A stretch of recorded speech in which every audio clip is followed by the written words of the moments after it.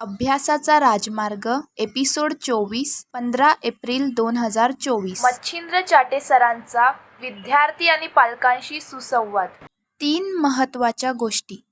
नमस्कार मित्रांनो, अभ्यासाचा राजमार्ग या विषयात आज मी एका अत्यंत महत्त्वाच्या विषयावर येणार आहे आणि तो विषय म्हणजे 3 महत्त्वाच्या गोष्टी. 3 महत्त्वाच्या गोष्टी.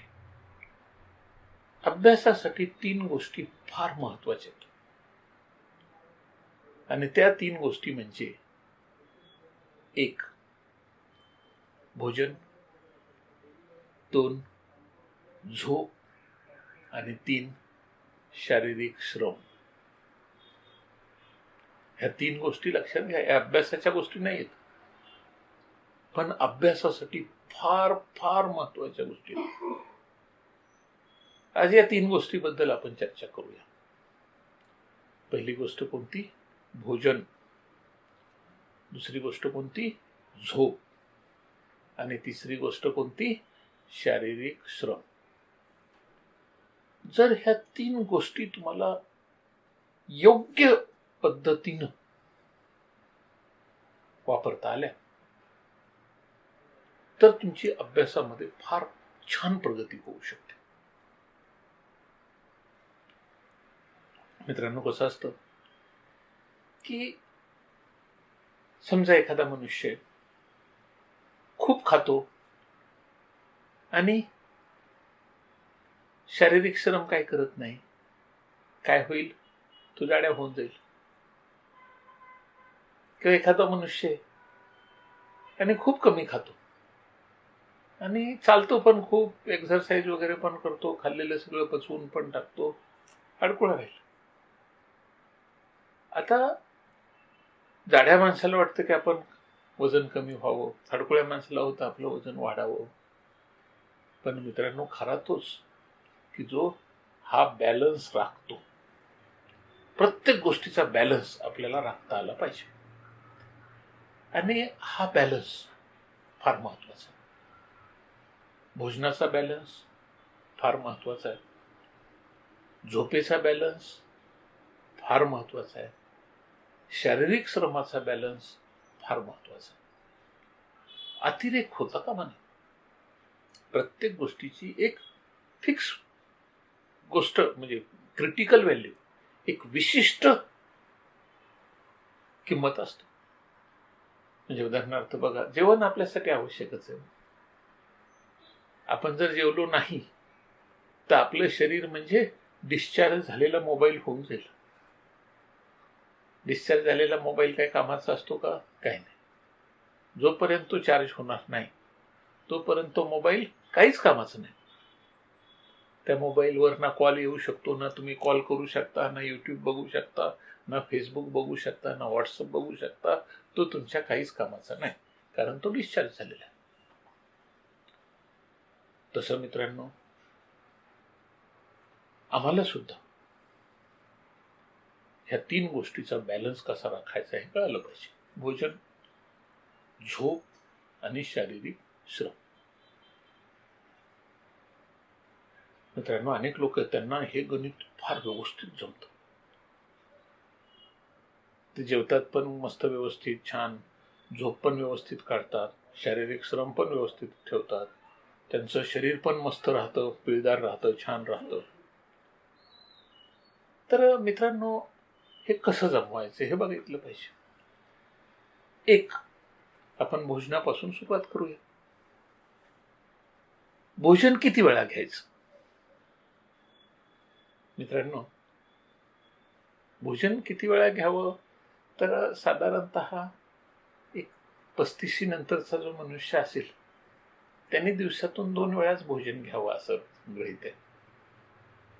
आणि तुम्ही एकदा 50च्या पुढे गेलात, 60च्या पुढे गेलात तर दिवसातून एकदाच भोजन घ्यावं असं अपेक्षित आहे. पण विद्यार्थ्यांसाठी मात्र किंवा तुमचं 30-35 वयापर्यंत मात्र तुम्हाला 3 वेळा भोजन चालेल. 3 वेळाचा अर्थ पाहिजे तेव्हा असा नाही. भोजन 3 वेळाच घ्यावं. कोणत्या 3 वेळा? तर सकाळी उठल्यानंतर नाश्ता करणं, दुपारचं जेवण आणि संध्याकाळचं जेवण.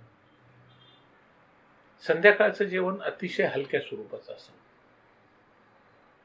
दुपारचं जेवण पण मॉडरेटच असावं.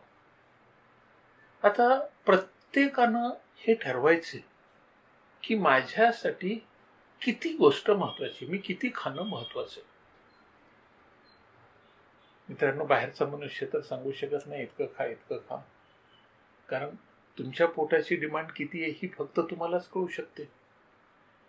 आणि त्याच्यामुळं मला 2 चपात्या खायच्यात का 3 चपात्या खायच्यात का 4 चपात्या खायच्यात हे फक्त तुम्हीच ठरवू शकता. बर, 1 चपाती कमी केली तर चालेल का? थोडासा भात कमी केला तर चालेल का? थोडीशी भाजी कमी केली तर चालेल का? हे तुम्हीच ठरवू शकता. ओव्हर होऊ द्यायचं नाही. आपलं साधारणतः पोट जे असेल, आपणाला कितीही भूक लागलेली असली तरी आपलं पोट 3/4 पेक्षा जास्त कधीही भरलं जाता कामा नये. किंवा मला भूक लागलेली आहे म्हणजे आता मी किती खाऊ शकतो? समजा 5 चपात्या खाऊ शकतो, तर मला 3.25 चपात्यावर थांबलं पाहिजे. समजा भात 2 वाट्या खाऊ शकतो, तर मी 1.5 वाटी भातावर थांबलं पाहिजे. 1.5 वाटी भात फार जास्त झालं, पण प्रत्येकाने आपलं ठरवलं पाहिजे की मला गरज किती, माझी गरज किती, तेवढी गरज मी शरीराची पुरवली पाहिजे. माझा मोबाईल आहे, फार गमतीशीर मोबाईल आहे, तो 100% चार्ज झाला आणि त्याचं चार्जिंग मी थांबवलं नाही की तो खाली येतो.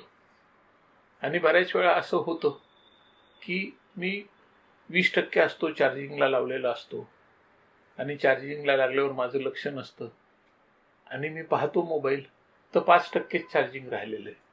आणि असं कसं झालं? 20% तो 25% झाला, 30% झाला, 80% झाला, 90% झाला, 100% झाला. आणि 100% झाल्यानंतर एक अर्ध्या तासाच्या आत मी काढायला पाहिजे होता, तो काढला नाही. अर्ध्या तासानंतर त्याचं डिस्चार्ज सुरू झालं आणि डिस्चार्ज सुरू होऊन तो 5%वर आला. मित्रांनो, जास्त खाण्याचा असा त्रास होणार आहे. तुम्ही जास्त खाल्लं की तुम्हाला त्रासदायक होणार. एक तर तुमचं वजन वाढवणार आहे, सुस्ती वाढवणार आहे, तुम्हाला पोट सुटू शकतं.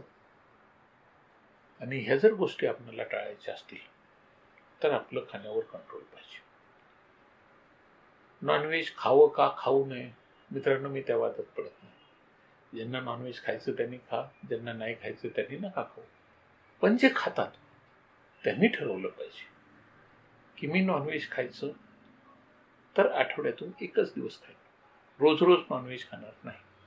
नॉनव्हेज खाण्याची मर्यादा ठरवून घेतली, आठवड्यातून 1 दिवस खाईन,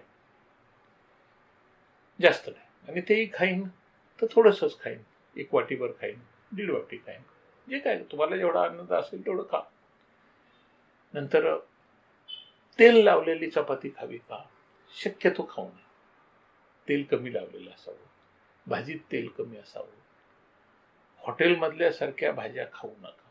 घरातल्या भाज्या असाव्यात, घरगुती भाज्या असाव्यात, त्यात मसाला कमी येतात, तेल कमी आहे. चवीला आपल्या याच्यामध्ये सांगितलेलं आहे की सकस आहार असला पाहिजे. सकस म्हणजे काय? की जे अन्न खाल्ल्यानंतर आम्हाला त्यातून ऊर्जा पण मिळाली पाहिजे आणि आमचं नुकसान पण कमी झालं पाहिजे.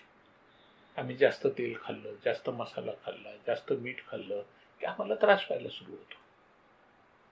आहाराच्या बाबतीतल्या ह्या सूचना प्रत्येकानं आपापल्या तपासल्या पाहिजे.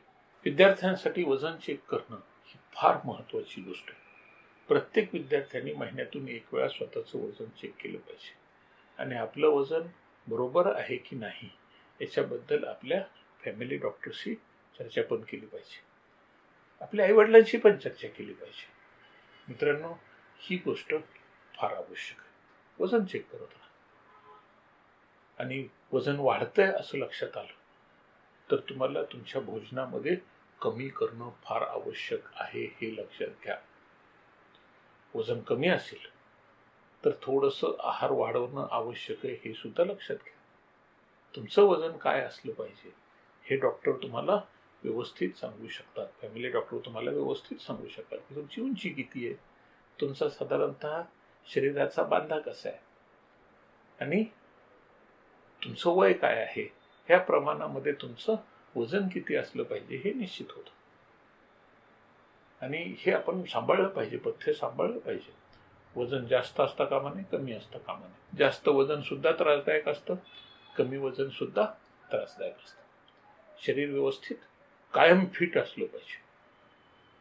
आहार घेताना ही गोष्ट कायम लक्षात ठेवली पाहिजे. आता आपण दुसऱ्या मुद्द्यावर येऊया. दुसरा मुद्दा आहे झोप. विद्यार्थी मित्रांनो, झोप सुद्धा आपल्याला किती असावी हे आपल्याला ठरवायचे. झोप आपण जर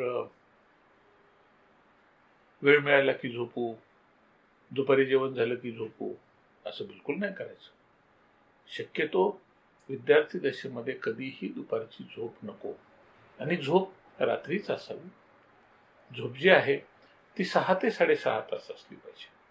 पण तरीही तुमचं शरीर, तुमची प्रकृती, तुमचं स्वतःचा बॉडी पॅटर्न तुम्ही स्वतः तपासायला पाहिजे की मी किती तास झोपल्यानंतर मला फ्रेश वाटतं. की जसं एक आहे उदाहरणार्थ, समजा झोप आवश्यक असेल, प्रत्येकाला झोप आवश्यक आहे.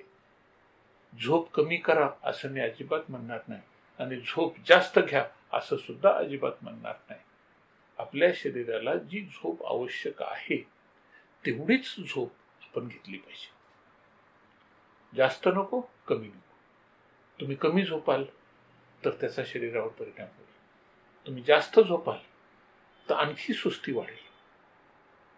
आणि त्याच्यामुळं तुम्ही ठरवलं पाहिजे की मी काही दिवस 6 तास झोपून बघा, काही दिवस 6.5 तास झोपून बघा.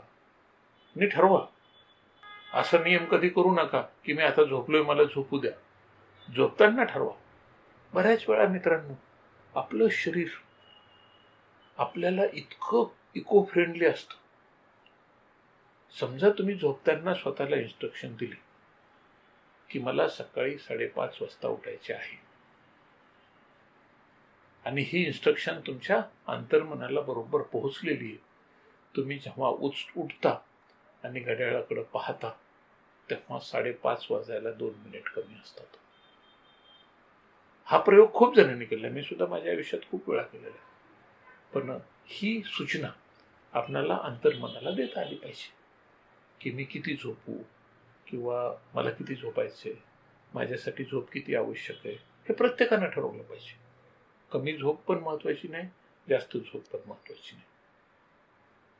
आणि मित्रांनो, झोप येऊन नाही, तुम्ही झोप घेतली 6-6.5 तासाची तुमची झोप झाली की शक्यतो तुमच्या शरीरातले जे महत्वाचे ऑर्गन्स आहेत या सगळ्या ऑर्गन्सची विश्रांती झालेली असते आणि ते काम करायला ताजे टवटवीत असतात. सगळ्यात महत्वाचा बिंदू तर झोप झाल्यानंतर अतिशय चांगला असतो. त्याच्यामुळे बऱ्याच वेळा असं म्हणतात की झोपेतून उठल्यानंतर विद्यार्थ्यांनी काही तास अभ्यास करावा. अभ्यासासाठी ही वेळ फार महत्वाची आहे. मित्रांनो, ह्या 3 गोष्टींबद्दल आपण चर्चा करतो आहोत की अभ्यासासाठी मला कोणकोणत्या गोष्टी महत्वाच्या आहेत. अभ्यासासाठी आपल्याला 3 गोष्टींवर चर्चा करायची आहे. एक, भोजन, आपण त्याच्यावर बरंचसं पाहिलं. दुसरी गोष्ट झोप, त्याच्यावरही बरंचसं पाहिलं आपण. आणि तिसरी गोष्ट शारीरिक श्रम. तर मित्रांनो, पुढच्या एपिसोडमध्ये हाच विषय आपण सुरू ठेवूया. नमस्कार.